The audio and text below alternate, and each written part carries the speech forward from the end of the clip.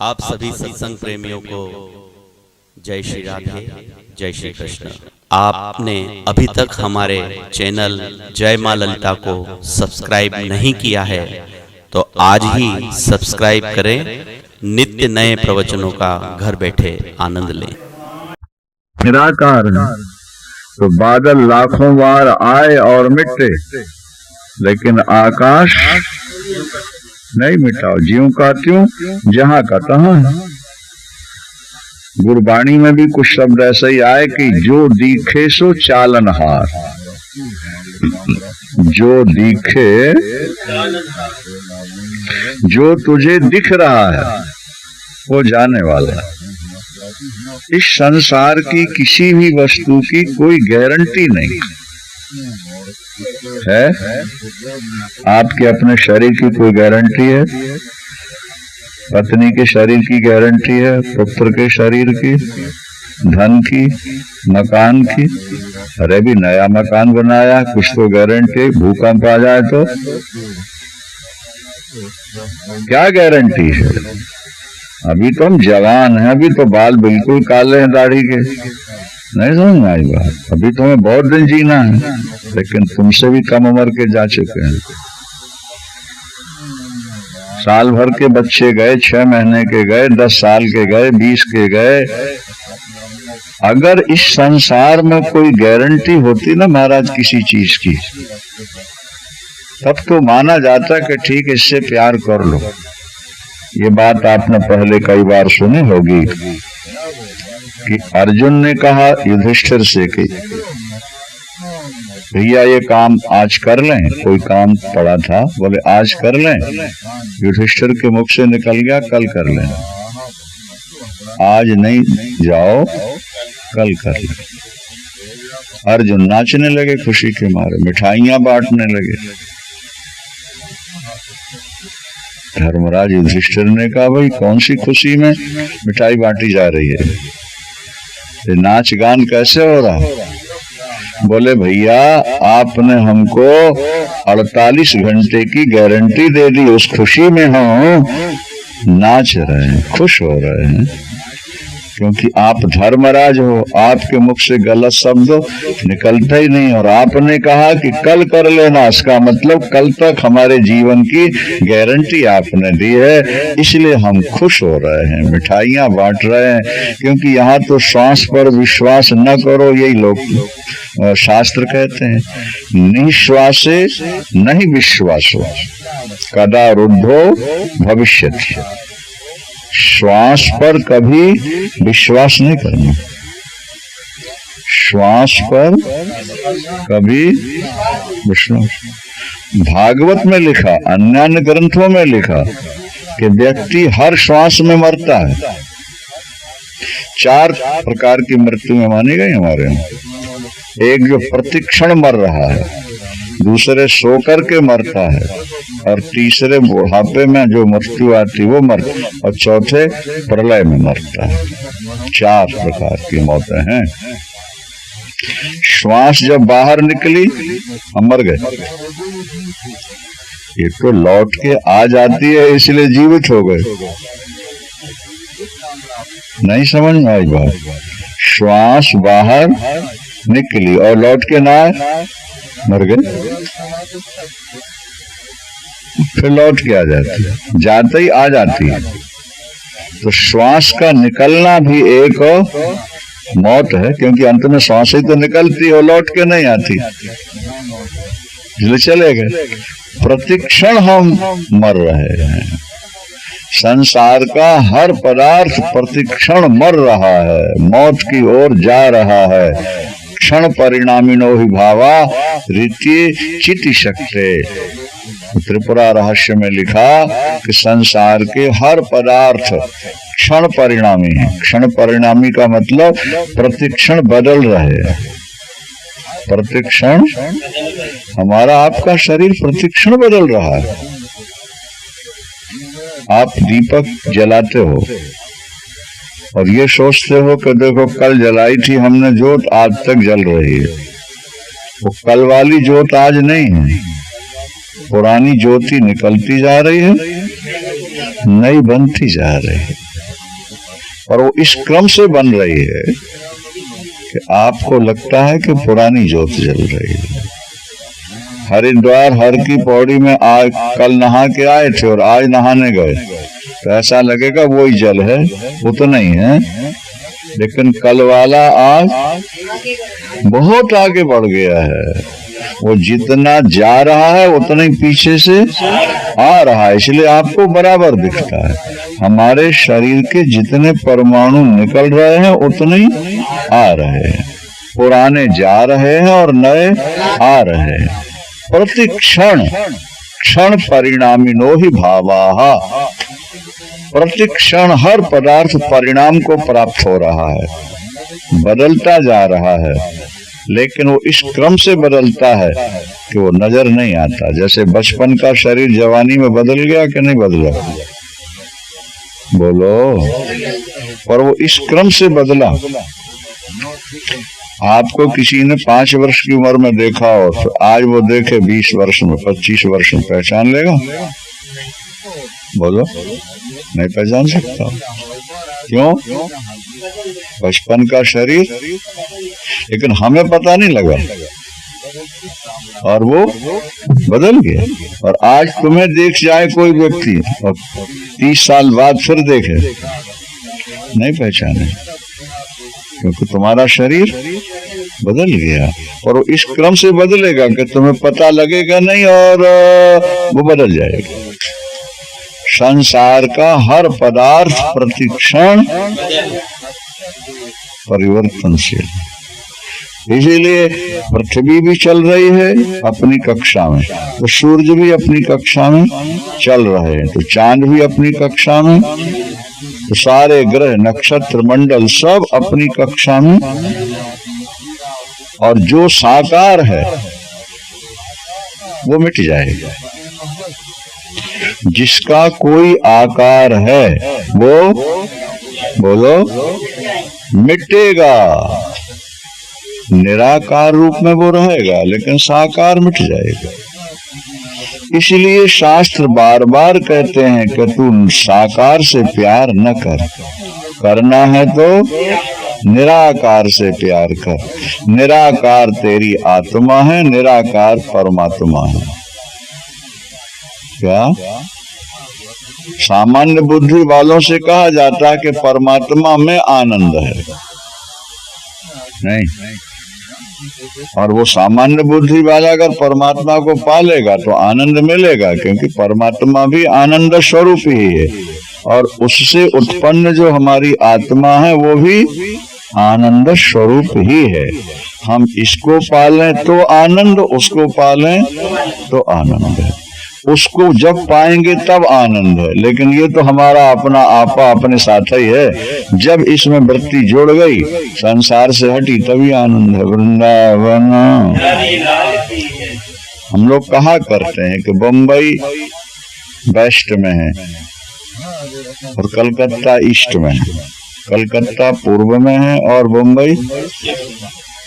आप बम्बई से चल पड़ो, चलते जाओ तो अमेरिका मिल जाएगा, और कलकत्ते से चल पड़ो तो अमेरिका मिल जाएगा।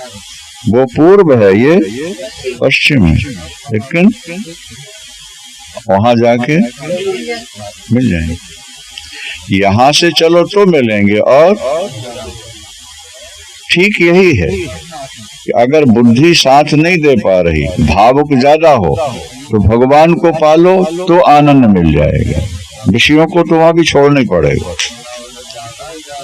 और अगर बुद्धि तुम्हारी साथ दे दे तो फिर अंतर्मुखी हो जाओ, अंतर जगत में प्रवेश कर जाओ, अपने सहज आनंद का अनुभव करो, बस तुम्हें तत्काल आनंद मिल जाएगा।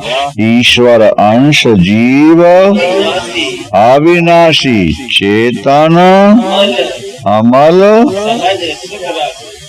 सहज सुख राशि। आत्मा को आर्टिफिशियल आनंद नहीं चाहिए, नेचुरल आनंद चाहिए। आत्मा में नेचुरल आनंद है। जो भोगों से आनंद मिलता है वो आत्मा को नहीं मिलता, वो मन बुद्धि को मिलता है, आभास को मिलता है, अंतःकरण में उसका अनुभव होता है। आत्मा तो स्वयं आनंद है, उसको आनंद की क्या जरूरत है? नहीं समझ में आई बात। आत्मा आनंद रूप है और आत्मा का जो प्रतिबिंब पड़ा अंतःकरण में और इंद्रियों में और मन बुद्धि में जो हलचल पैदा हुई, तो इनको सुख चाहिए। इसमें देवता बैठे हुए ये सब सुख भोग करते रहते हैं और तुम्हें मिलाए रहते हैं कि तुम्हें भी मिल रहा है, तुम्हें भी मिल रहा है। आत्मा को नहीं मिलता। वृंदावन दो पार्टनर एक दुकान में बैठ गए, नहीं, और एक बड़ा चतुर चालाक था, दूसरा सीधा साधा था। तो चतुर चालाक ने क्या किया महाराज, तो धीरे धीरे रुपया वहां से निकालता गया और जब वो पूछता है तो कह रहा प्रॉफिट हो रहा है, प्रॉफिट हो रहा है, चिंता नहीं करो। क्या? और फर्जी रूप से वो रजिस्टर में नोट भी करता जा रहा है, यहाँ इतना माल बिका, उसका इतना प्रॉफिट, इतना, और अंदर से वो सरकाता जा रहा था। 2 नंबर के खाते बना रखे थे, वो जिसमें प्रॉफिट लिखा था, आगे चल के 1-2 साल में उसको तो उसने जला दिया, और जिसमें लॉस लिख रखा था वो पार्टनर को दिखा दिया। बोले पूंजी भी गई। वृंदावन। अरे तुम तो कह रहे थे प्रॉफिट हो रहा है। बोले पता नहीं क्या हुआ, एकदम लॉस हो गया और अब तो पूंजी भी खत्म हो चुकी है। हाथ मलता रह गया। तो ये पार्टनर है, ये मन बुद्धि इंद्रियां। नहीं समझ में आई बात। और अज्ञान ने अहंकार को पैदा करके ये सिद्ध कर दिया कि जो बाहर का आनंद है वो तुम्हीं को मिल रहा है, आत्मा ही को मिल रहा है। इसलिए तुम अपनी आत्मा को सुखी बनाने के लिए दौड़े जा रहे हो, काम किए जा रहे हो, और अंत में जब मृत्यु का समय आया, बोले खाली खाली है, तो पूंजी भी खत्म है, आत्मा को कुछ नहीं। आत्मा न्यूट्रल तत्व है और तुम जीव नहीं हो, तुम आत्मा हो। तुम प्रतिबिंब नहीं हो, तुम बिंब हो। तुम आभास नहीं हो, तुम चैतन्य हो। ये बात काफी दिन पढ़ो सुनोगे तब समझ में आएगी, एकदम नहीं आ सकती। अनेक लोग ये कैसेट सुनेंगे ना तो कहेंगे कहाँ पागल खाने की बात कर रहे, बंद करो इसको। और कुछ ऐसे भी तुम्हें मिलेंगे जो कहेंगे कि कैसेटों ने हमारा जीवन बदल दिया, हमें जीव से ब्रह्म बना दिया, हमें असली अपने केंद्र तक पहुंचा दिया। और बस वही जिनकी बुद्धि निर्मल है, जिनकी बुद्धि शुभ कर्म करने से बुद्धि निर्मल होती है, और बुद्धि जब निर्मल हो जाए तो तत्व को पकड़ लेती है। ज्ञानी होने का मतलब नहीं कि तो जंगल की गुफा में बैठ गए कि मर गए कि उनको संसार दूसरा दिखता, ना ना ना, उनको सब दिखेगा, वो सबके साथ रहेंगे, लेकिन अटैचमेंट किसी से नहीं होगा। ज्ञानी की सृष्टि नहीं बदलती बाबा, ज्ञानी की दृष्टि बदलती। ज्ञानी की दृष्टि बदल जाती। जो पांडव कर्ण से लड़ते रहे, शत्रु मानते रहे, और जब कर्ण मरा तो कुंती रोई, तो पांडवों ने कहा कि माँ ये तो हमारा जानी दुश्मन था, ये तो हमको मारने के लिए क्या क्या इसने शस्त्र संग्रहित किए थे, तो इसके मरने पर तुम क्यों रोती? तब कुंती से नहीं रहा गया और कुंती ने कहा बेटा वो तुम्हारा सगा बड़ा भाई था, वो तुम्हारा सगा बड़ा भाई था। अनमैरिड अवस्था में, अविवाहित अवस्था में सूर्य भगवान मंत्र बल के कारण दे गए, लोक लाज के कारण मैंने उसको गंगा में बहाया और अधिरथ सूत ने उठाया। वृंदावन। गंगा से अधिरथ सूत भीष्म पितामह के सारथी ले आए, उसके संतान नहीं थी, उसने अपनी पत्नी की गोद में डाला कि गंगा मैया ने प्रसाद दिया है। और मुझे पता लग गया कि मेरा बेटा वहां पहुंच गया और मैं देखती रही उसको, लेकिन लोक लाज के कारण तुम लोगों को मैंने बताया नहीं। पर आज उसकी मृत्यु सुन करके मेरे धैर्य का बांध टूट गया बेटाओ। अब देखो, पहले शत्रु दृष्टि थी ना पांडवों, अब भ्रातृ दृष्टि जाग उठी कि नहीं? तभी तो युधिष्ठिर ने श्राप दिया महिलाओं को, नहीं मालूम? श्राप दे दिया महिलाओं को। माँ, अगर ये हमारा सगा भाई था तो तूने पहले क्यों नहीं बताया? मैं श्राप देता हूँ, आज के बाद महिलाओं के पेट में कोई बात गुप्त नहीं रहेगी, किसी से नहीं तो अपनी सहेली से जरूर बता देगी। बोलो सच्चिदानंद भगवान। ये अभिशप्त है महिलाएं, इसलिए गुप्त बात महिलाओं को बता देना अपने गले में फांसी लगाना होता है। क्या समझे? और ये देवियां बड़े भाव से कहती हैं, महाराज प्राण निकल जाए ये बात हम किसी से कह सकते हैं? पति देव से कहती हैं कि हम आपकी बात दूसरे से कह सकते हैं? एक महिला ने बार बार पति से यही कहा, क्या कि हम ये बात किसी से कह सकते हैं? आप हम पर विश्वास तो करके देखो। तो पति ने क्या किया, एक सिर लाकर शत्रु का आंगन में गड़ा दिया और कहा, देख ये शत्रु का सिर है, आंगन में मैंने गड़ाया है, इसने मुझे बहुत सताया था, और तू किसी से बताइयो मत, बताना नहीं, नहीं तो मेरी गर्दन कटेगी, फांसी में चलना। महाराज उस महिला के अंदर ये बात गूंज रही है, गूंज रही है, गूंज रही है। अब बिना कहे तो महिला रह नहीं सकती, अभिशाप है, क्या करेगी? 2 दिन 4 दिन 10 दिन 15 दिन महीना 2 महीना उसने अपनी इस बात को रोका। आखिर एक दिन अपनी सहेली से कह बैठी, देखो बहन, किसी से ये बात नहीं कहनी तुम, मैं तुम्हें गुप्त बात बता रही। अरे उसने कहा, बहन तुम कैसी बात करती हो, मेरी कोई गर्दन उड़ा दे तब भी तुम्हारी बात किसी से नहीं कहूंगी। अब वो महिला ये नहीं सोच पा रही कि जब मैंने अपने मुख में नहीं रोका तो वो दूसरे के पास कैसे रोकेगी ये बात? वो भी तो आगे जाएगी ना। बताओ, बोले हमारे पति देव ने, उनका अमुक शत्रु था, उसका सिर काट के ले बताओ। और ये बात चलते चलते कोतवाली तक पहुंच गई। पुलिस ने हमला किया, इंस्पेक्टर आ गए और जब आंगन खोदा तो बकरे का सिर निकला वहां से, बकरे का सिर। तब श्रीमान ने कहा श्रीमती से, तू कहती थी मेरे प्राण को ही ले ले तब भी नहीं बताऊंगी, देख तूने बताया। ये युधिष्ठिर ने अभिशाप दिया। बोलो सच्चिदानंद। यदि माँ तुम पहले बता देती तो चाहे जैसे होता हम कर्ण को अपने पक्ष में लेती और ना भी लेते और ना भी ले पाते तो हम उसको अपने बाणों से कभी न मारते। अब देखो यहाँ सृष्टि बदली कि दृष्टि बदली? हाँ, जिसको शत्रु समझते थे दृष्टि बदल गई, भाई। अच्छा, समाज जिनको राधा पुत्र कहता था बाद में कुंती पुत्र समझ गए। था तो कुंती पुत्र लेकिन संसार उसको राधा पुत्र कहता था क्योंकि अज्ञान था।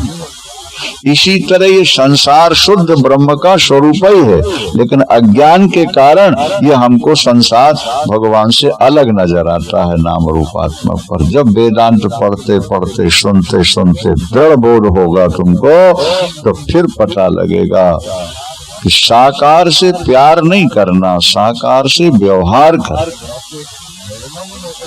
देखो प्लेन में रहने वाली जो सेविकाएं होती हैं ना,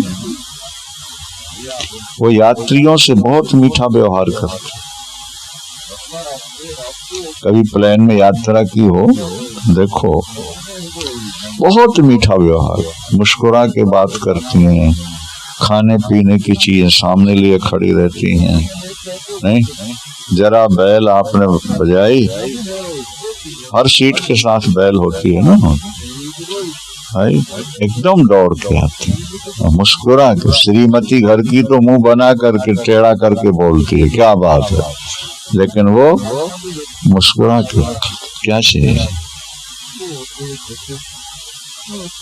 अच्छा, वो सेवा तो बहुत कर रही है, और हमारे साथ उसका कोई अटैचमेंट है क्या? हो रहा है? क्यों नहीं हो रहा? तो जानती है कि ये तो 1.5 घंटे के मेहमान हैं, 2 घंटे के मेहमान हैं, 1 घंटे के मेहमान हैं। यहाँ तो सुबह से शाम में 10 बार प्लेन भरता है और खाली होता है। अगर हम सबसे प्यार करने लगे तो फिर हमारा क्या होगा? वो व्योम बालाएं, वे परिचारिकाएं सेवा सबकी करती हैं प्यार से, लेकिन प्यार किसी से नहीं करती। इसी तरह अष्टावक्र कहते हैं कि साकार जो है ये मिथ्या है, ये नाशवान है, ये मिट जाने वाला है, और मिटने की कोई डेट निश्चित नहीं है कब मिट जाए। क्या भाई, हम एक दृष्टांत से बात समझाने की कोशिश करते हैं लोगों को कि देखो, अगर कोई अपरिचित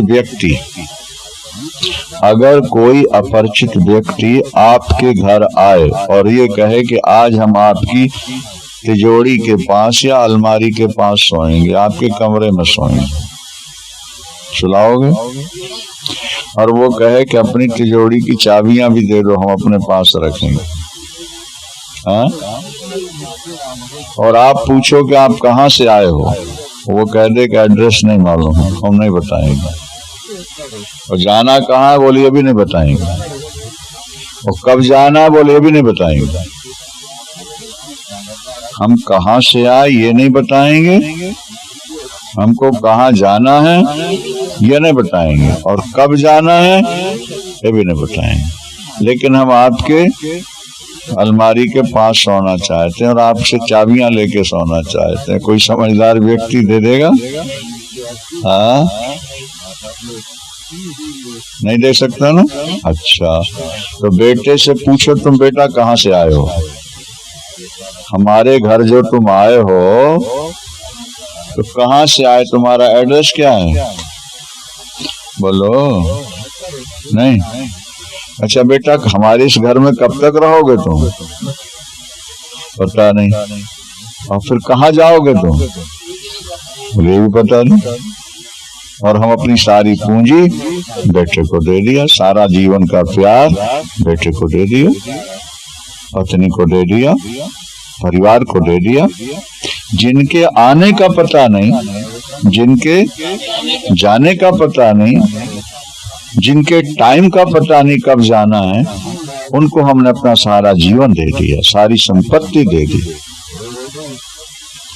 ये समझदारी का सौदा है क्या ये? हाँ, सब कर रहे हैं, हम भी कर रहे हैं, आप भी कर रहे हो। लेकिन याद रखना, जिस दिन आपको ज्ञान हो जाएगा क्या, उस दिन आप व्यवहार तो सबसे करोगे, अटैचमेंट नहीं रह जाएगा।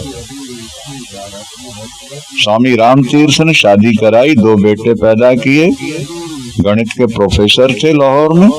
और जैसे ही वेदांत सुना उन्होंने, अष्टावक्र गीता, उन्होंने कहा अब तो मैं बादशाह हो गया।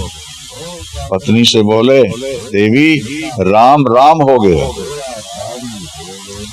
राम, अब वो राम हो गया, और अब राम जा रहा है राम के पास। रो पड़ी पत्नी, मैं भी चलूंगी, मैं आपके बिना नहीं रह सकती। बोले तुमसे नहीं निभेगा, क्योंकि अभी तुम्हारे अंदर क्रांति नहीं हुई, अभी कोई घटना नहीं घटी। याद रखना, अष्टावक्र गीता सुनकर के आपके जीवन में जब तक क्रांति नहीं होगी तो सुनने से कोई फल होगा नहीं। आप क्रांति क्या है? किसी दिन ऐसा फटाका अंदर फूटेगा, लगेगा कि हजारों सूर्य एकदम साथ में हो, हजारों चांद एक साथ, वही कुंडलनी की जागृति भी कहलाती है। और उस तेज को, उस आनंद को, उसको तुम संभाल नहीं पाओगे जल्दी से अगर तुम्हारी पूरी तैयारी नहीं होगी। और वो फटाका ऐसा फूटेगा अंदर कि ये संसार स्वप्न हो जाएगा। जब तक वो फटाका नहीं फूटा अंदर, तब तक सुन लोगे, सिर हिला दोगे, थोड़ी देर के लिए बैराग जागेगा, लेकिन घर जाते जाते वो बैराग फिर वृंदावन की ओर वापिस आ जाएगा। तुम जैसे थे वैसे ही घर में घुस जाओगे। अभी जो सुन रहे हो ये परोक्ष है,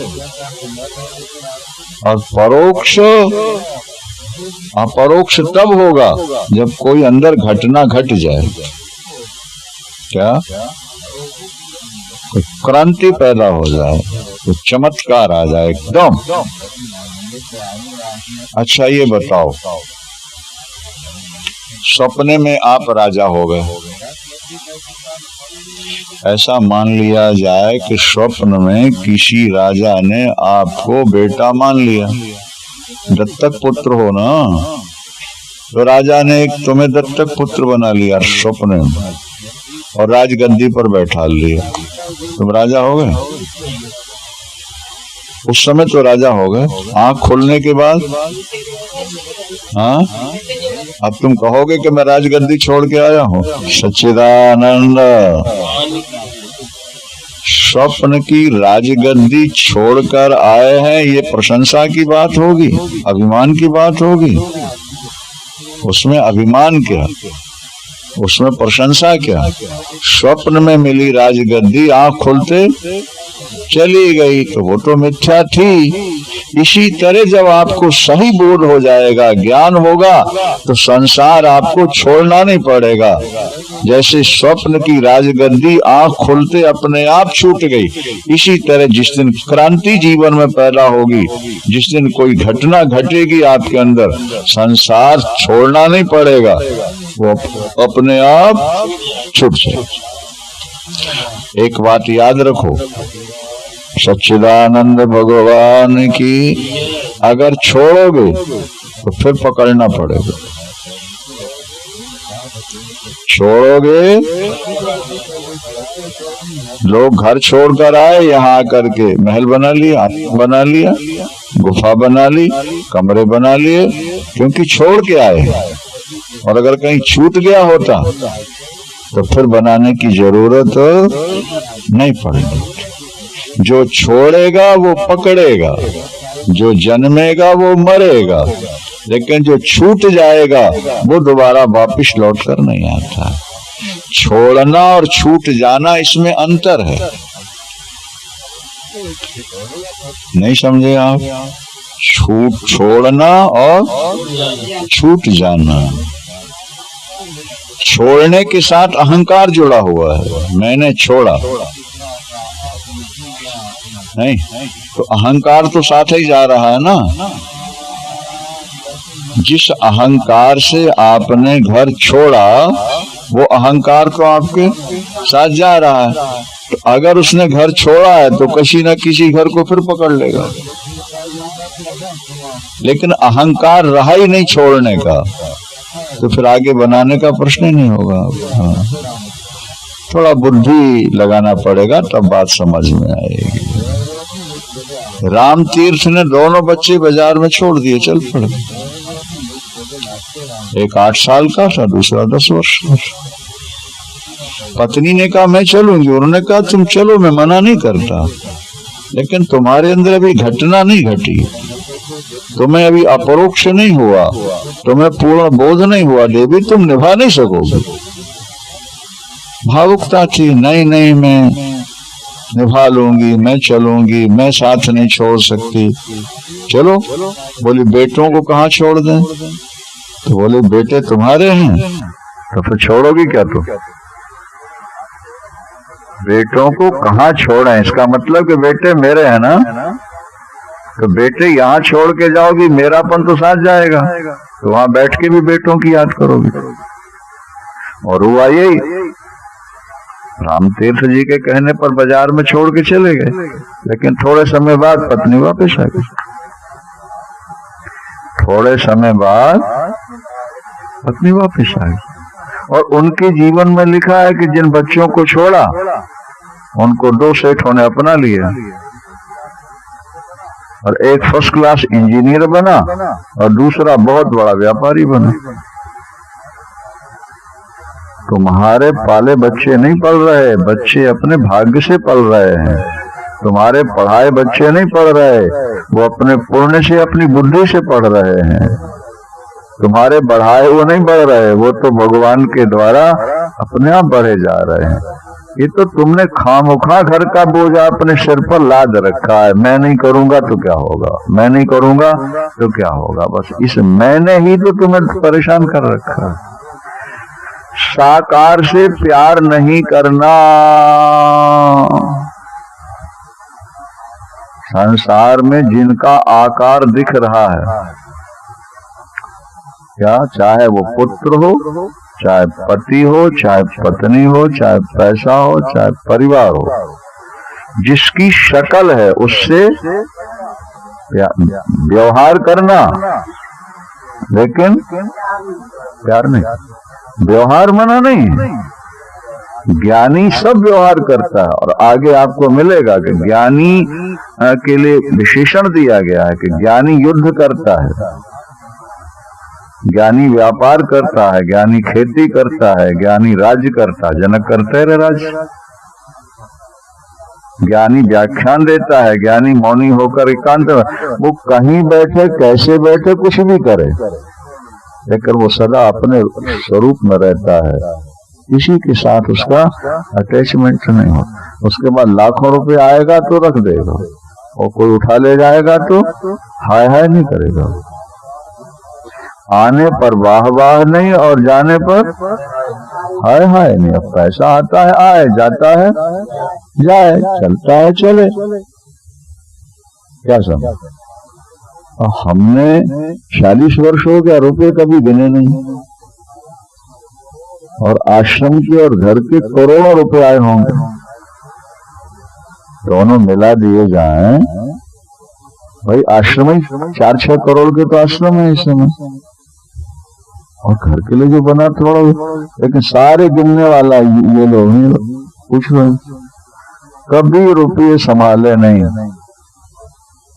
ये उठा के रखने वाले ये, और गिनने वाले ये, इतने हो गए। ठीक है, आज तक कभी उसमें हमने शंका की नहीं। कोई मोटी रकम ये भूल गया तो याद दिला दिया कि ये मोटी रकम थी, इसका याद करो, फिर उसको याद आई, हाँ हाँ उसको दे दिया। भूल जाते ना, ज्यादा पकड़ नहीं रखी है। और आज भी अपना कुछ ऐसे ही चलता रहता है कि ये तो सब नष्ट होने वाला है। अपन तो संसार में आए थे मेहमानी करने के लिए, स्वरूप का और परमात्मा का चिंतन करने के लिए। वो हो रहा है, वो थोड़ा बहुत अपने से हो रहा है। बाकी जो और हो रहा है वो भी यही सोच लेते हैं कि प्रारब्ध में ऐसा लिखा था इसलिए हो रहा है, बस ठीक है। हम कर रहे हैं ये खतरा है, और हो रहा है ये निर्विघ्न। ये चीज हमारी है, ये खतरनाक है। ये सब ईश्वर करने वाला। करन करावन अप्रयास, साकार नाशवान है। इसलिए साकार किसी भी वस्तु से प्यार व्यवहार करो। विमान की परिचारिकाएं, देवबालाएं, वो सेवा करती हैं, व्यवहार करती हैं, पर प्यार नहीं करती। बस उनको गुरु बना लो, उनको गुरु मान लो, जैसे वो सेवा सबकी करती हैं, प्यार किसी से नहीं करती। इसी तरह हम सेवा सबकी करें, लेकिन प्यार किसी से नहीं करें। प्यार के लिए 2 ही केंद्र हैं, आत्मा और परमात्मा। क्या अगर तुम साकार के उपासक हो तो परमात्मा से करो, और बुद्धि और तुम्हारा साथ दे दे तो मन मस्त भया फिर क्यों डोले। मन मस्त भया फिर क्यों डोले, हीरा पायो गांठ लगायो, बार बार बाको क्यों खोले, मन मस्त भया फिर छूछी थी तब चढ़ी तराजू, अब पूरी भई फिर क्यों तोले, छूछी थी तब चढ़ी तराजू, पूरी भई फिर क्यों तोले। भाई तोलना, सामान उठाना, धरना तराजू में तो तभी तक है जब तक कांटा सेंटर में नहीं आ गया। तराजू का कांटा सेंटर में आया तौल बंद हो जाएगी। छूछी थी तब चढ़ी तराजू, पूरी भई फिर क्यों तोले, मन मस्त भया फिर क्यों डोले। सूरत कलारी भई मतवारी, सूरत कलारी भई मतवारी, और मदिरा पी गई बिन तौले। शराब के ठेकेदार की पत्नी शराब पिए तो नाप तौल के पिएगी, घर की शराब, और ऐसी पी गई मूर्छित हो गई। नहीं समझ, कबीर उदाहरण दे रहे हैं कि हमारी जो सूरत है वो उसकी पत्नी है कलार। पहले कलार लोग शराब बेचते थे ना, अब तो कोई भी बेचने लगा। पहले हर जाति के अलग अलग काम थे। तेली ही तेल का काम करेगा, धोबी ही ड्राई क्लीनर कपड़े का काम करेगा, नाई ही बाल बनाएगा, नहीं, कारपेंटर ही लकड़ी। जातियों के काम फटे हुए थे। अब जब समाजवाद आ गया तुम्हारे यहाँ, तो इन्होंने कहा सब इकट्ठा कर दो, कोई कुछ भी करे। तो कलार जाति ही शराब बनाती थी और बेचती थी, इसलिए उसकी पत्नी का नाम कलारी रखा।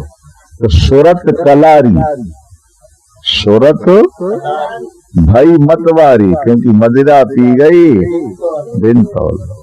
जो हमारे चिंतन की सूरत है। कबीर ने एक जगह और भी कहा, उन्होंने कहा शब्द निरंतर सो मन लागा। क्या? शब्द निरंतर सो मन लागा, और मलिन वासना छूटी, और खावत पीवत क्या कबहु न भूले, ऐसी कारी लागी। ऐसी कारी ईश्वर से जुड़ गई कि उठत बैठत कबहु न छूटे, ऐसी कारी लागी। शब्द निरंतर सो मन लागा, मलिन वासना त्यागी। शब्दों पर ध्यान दो। शब्द निरंतर सो मन लागा, और मलिन वासना त्यागी, और उठत बैठत कबहु न छूटे, ऐसी कारी लागी। ऐसी वृत्ति जुड़ गई कि उठते बैठते चलते फिरते खाते पीते भाई एक चिंतन रह गया। क्या कहे कबीर, यह उन्मन रहनी सो परगट कर जाई। दुख, और उन्होंने कहा दुख सुख से तू परे परम पद।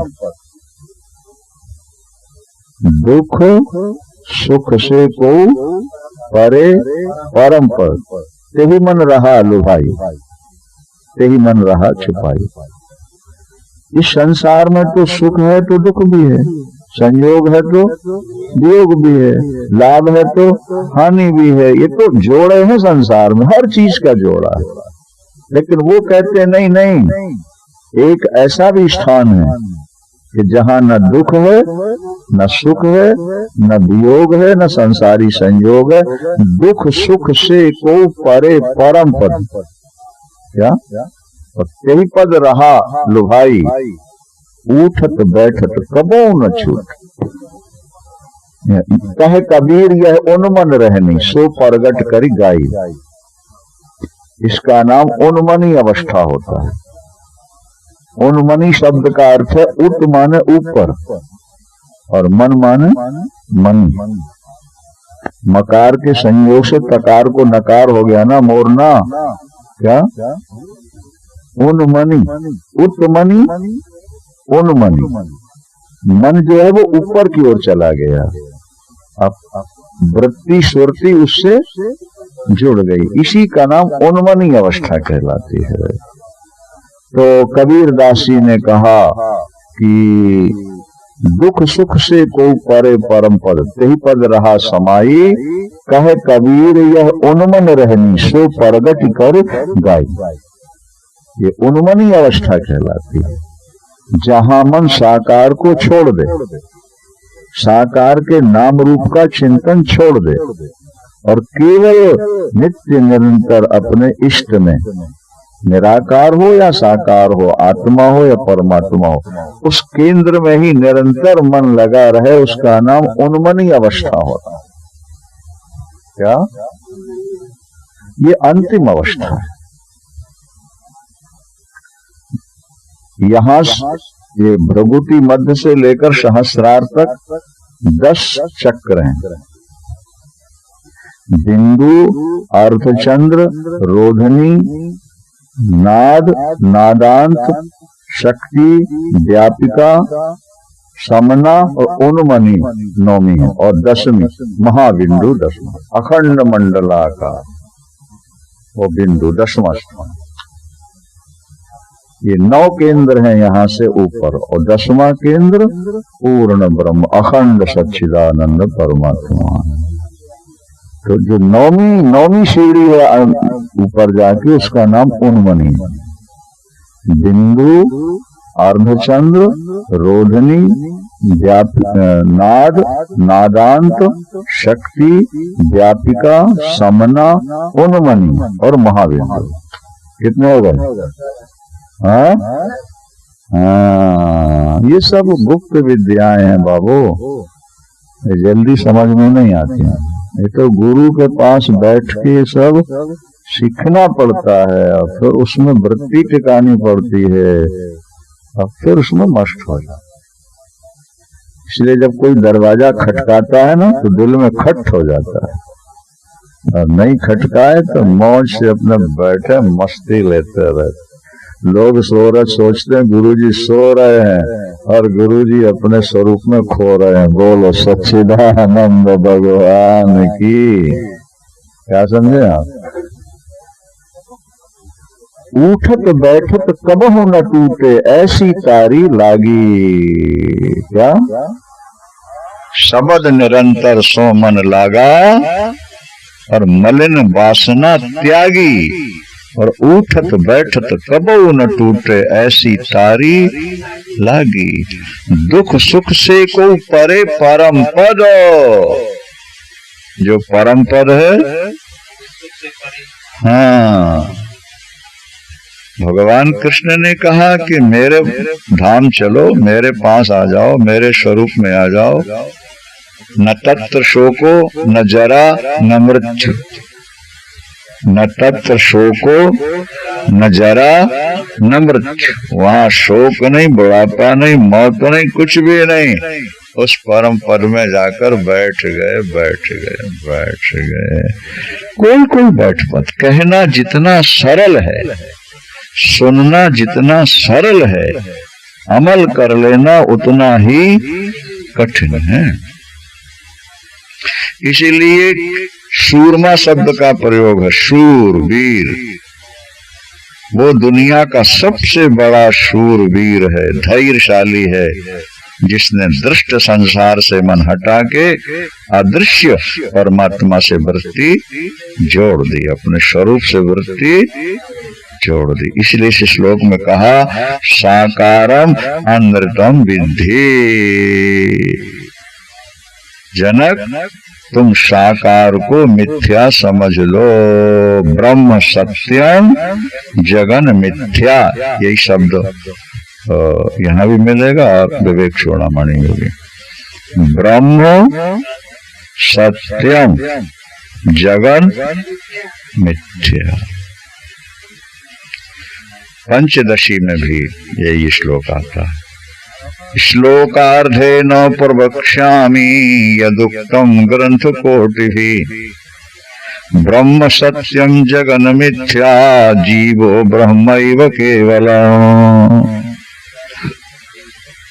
स्वामी विद्यारण्य जी हुए हैं पंचदशी ग्रंथ के लेखक, वेदांत का ग्रंथ है पंचदशी। उन्होंने कहा कि करोड़ों ग्रंथों ने जिस बात को कहा, करोड़ों श्लोकों में कहा, मैं उसको आधे श्लोक में कह देता हूं। ये वक्ता का चातुर्य है ना, विस्तार की जरूरत नहीं है, सार सार पकड़ो। उन्होंने कहा करोड़ों ग्रंथों ने करोड़ों श्लोकों में जो बात कही, मैं आधे श्लोक में कह देता हूं। श्लोकार्धेन प्रवक्ष्यामि यदुक्तम ग्रंथ कोटिभि। ये तो आधा तो निकल गया ना, अब आधा नीचे रह गया श्लोक। बोले आधे में पूरी बात कर दूंगा। क्या? ब्रह्म सत्यम जगन मिथ्या और जीवो ब्रह्मैव केवलम। ब्रह्म सत्य है, संसार, और जीवो ब्रह्मैव केवलम, जीव ब्रह्म का स्वरूप। छुट्टी करोड़ों ग्रंथों ने जो बात कही विस्तार से उदाहरण दे दे के, हमने कहा आधे श्लोक छुट्टी। ब्रह्म सत्यम जगन मिथ्या यद दृष्टम तन नष्टम। जो दिख रहा है नाशवान। किसी भी साकार वस्तु से प्यार करके हंसने वालों, एक दिन तुमको रोना पड़ेगा।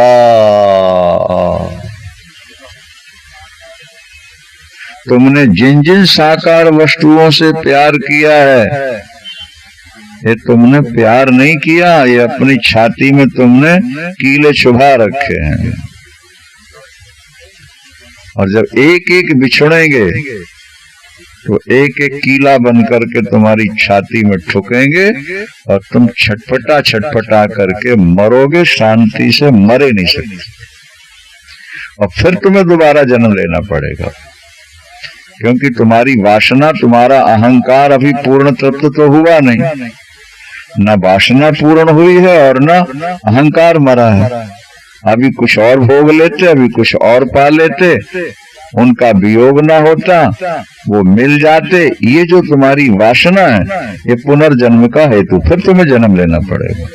और आगे जब जन्म लोगे तो फिर नए नए लोगों से प्यार कर लोगे, और जब वो बिछड़ेंगे तो फिर रोगे, और मरते मरते फिर उनके पाने की इच्छा करोगे, फिर मर के जन्म लोगे। पुनरपि जननम पुनरपि मरणम पुनरपि जननी जठरे शयनम। इह संसारे खल दुष्टारे कृपया पारे पाहि मुरारे। भज गोविंदम भज गोविंदम गोविंदम भजो।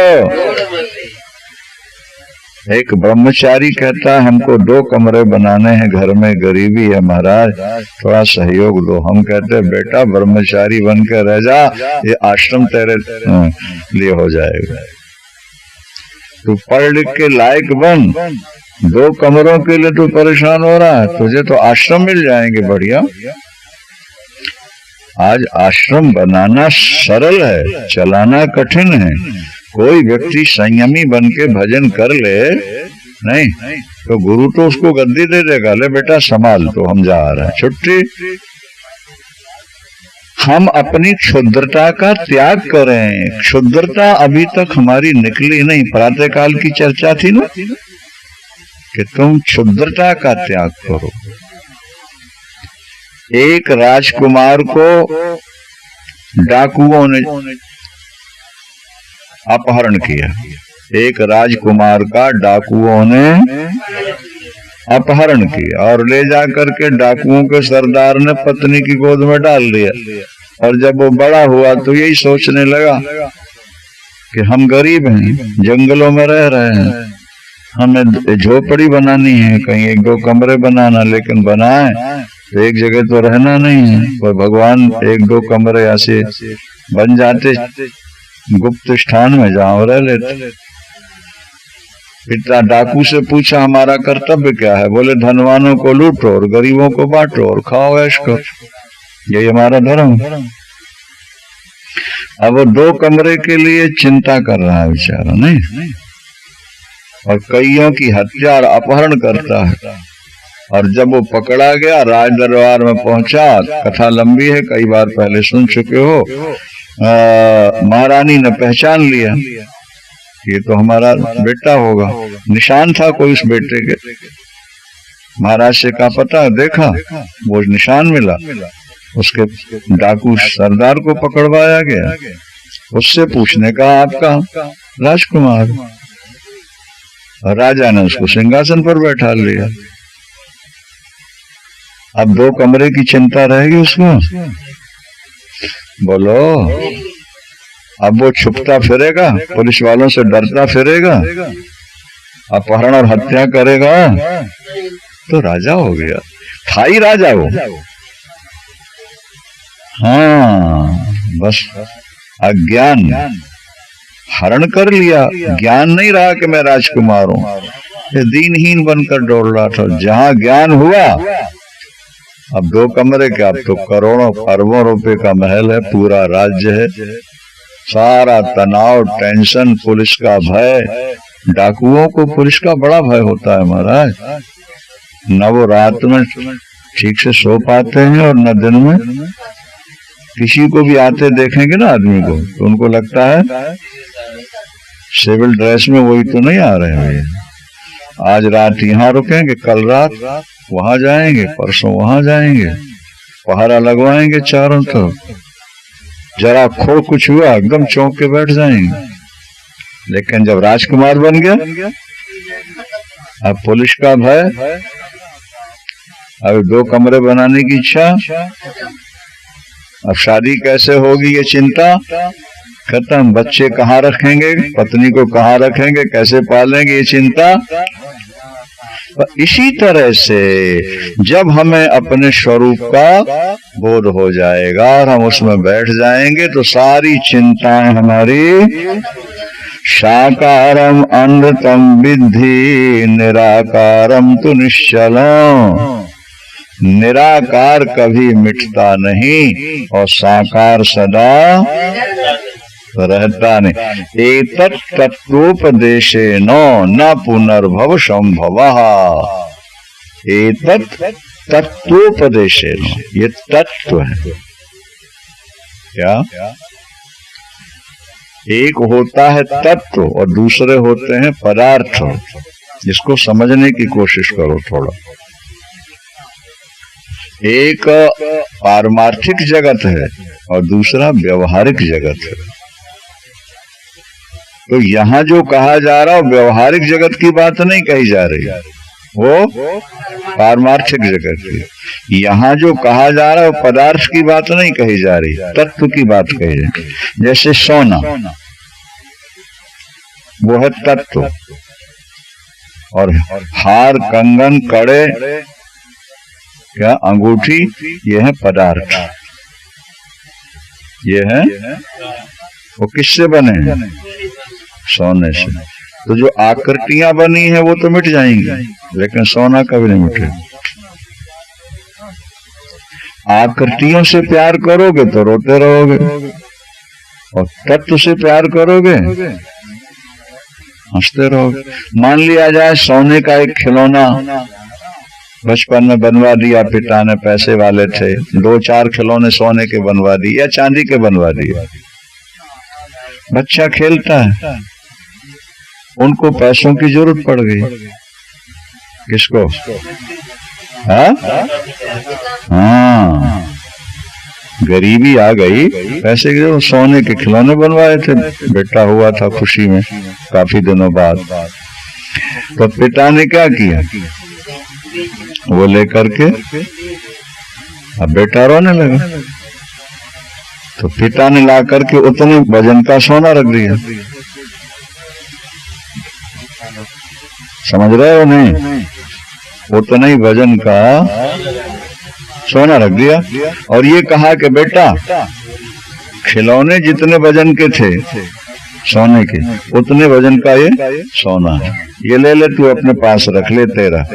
नहीं पापा, मुझको तो खिलौने चाहिए, मुझको सोना नहीं चाहिए, मुझको खिलौना चाहिए। उस बच्चे को हम बुद्धिमान कहेंगे कि ना समझ कहेंगे? खिलौने हैं पदार्थ और सोना है तत्व। उस सोने में सैकड़ों तरह के आभूषण बन सकते हैं और बदल सकते हैं, सोना नहीं बदलेगा। सोना तो ज्यों का त्यों जहां रहेगा। तो तत्व का मतलब है निराकार, मूल जो है क्या उसको कहते हैं तत्व। वो पारमार्थिक और व्यवहारिक ये जगत है, और उसी से ये जगत बना हुआ, क्योंकि वो ना हो तो जगत बन ही नहीं सकता। अब जगत के खिलौनों में हम फंस गए और हमने कहा भगवान हमको सोने की जरूरत है, तेरी जरूरत नहीं, हमको तो खिलौनों की जरूरत है। बाल बुद्धि हमारे अंदर, हम बच्चों की तरह खिलौनों के टूटने फूटने में सिर पटक के रो रहे हैं। निराकार को समझ लेना, तत्व को समझ लेना, और साकार को समझना ये पदार्थों को समझने वाला। नहीं समझ में आ रहा? साकार क्या है? खिलौने हैं, पदार्थ हैं, और निराकार तत्व है, पारमार्थिक सत्य है। इसलिए यहां शब्द दिया एक तत्वोपदेशेन। ये जो तुझको हम उपदेश दे रहे हैं, काहे का उपदेश दे रहे हैं? तत्व का उपदेश दे रहे हैं। अष्टावक्र कहते हैं कि हम जगत का उपदेश नहीं दे रहे, हम तो जिससे ये संसार खड़ा है, जिस पर, जिसके आधार पर ये संसार बना है, हम संसार का उपदेश नहीं दे रहे। संसार जिससे उस तत्व का हम तुझे उपदेश दे रहे हैं। और अगर तू उस तत्व को पहचान ले, पकड़ ले, उसमें तेरी वृत्ति टिक जाए, तो न पुनर्भव संभवः, न पुनर्भव संभवः, फिर तेरा दोबारा जन्म संभव ही नहीं है। तेरा दोबारा जन्म होगा नहीं। जब तक जिएगा विदाउट टेंशन जिएगा, बिना तनाव के जिएगा, और जब शरीर छूटेगा तो तत्व के साथ एक होगा, तो जन्म मरण का चक्कर छूट जाएगा, परमानंद में डूब जाएगा। वृंदावन। इस प्रकरण के 2 श्लोक और हैं, व्याख्या लंबी है, संक्षेप में कह देते हैं। यथैवादर्श मध्यस्थे रूपेन्तः परतस्तु सः, तथैवास्मिन् शरीरेन्तः परितः परमेश्वरः।